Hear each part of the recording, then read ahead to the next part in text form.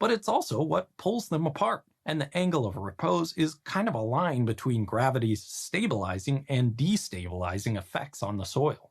But things get more complicated when you add water to the mix. Soil particles, like all things that take up space, have buoyancy. Just like lifting a weight underwater is easier, soil particles seem to weigh less when they're saturated, so they have less friction between them. I can demonstrate this pretty easily by just moving my angle of repose setup to a water tank. It's a subtle difference, but the angle of repose has gone down underwater. It's just because the particle's effective weight goes down, so the shear strength of the soil mass goes down too. And this doesn't just happen under lakes and oceans.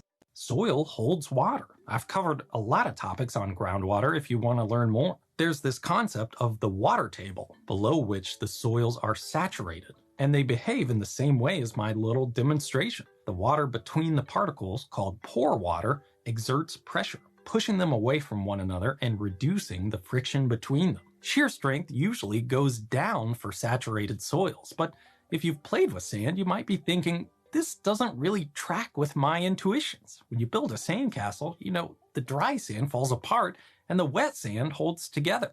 So let's dive a little deeper. Friction actually isn't the only factor that contributes to shear strength in a soil. For example, I can try to shear this clay and there's some resistance there even though there's no confining force pushing the particles together. In finer grained soils like clay, the particles themselves have molecular level interactions that make them basically sticky. Geotechnical engineers call this cohesion, and it's where sand gets a little sneaky. Water pressure in the pores between particles can push them away from each other, but it can also do the opposite. In this demo, I have some dry sand in a container with a riser pipe to show the water table connected to the side.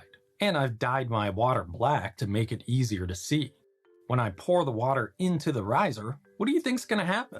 Will the water table in the soil be higher, lower, or exactly the same as the level in the riser? Let's try it out. Pretty much right away, you can see what happens. The sand essentially sucks the water out of the riser, lifting it higher than the level outside the sand.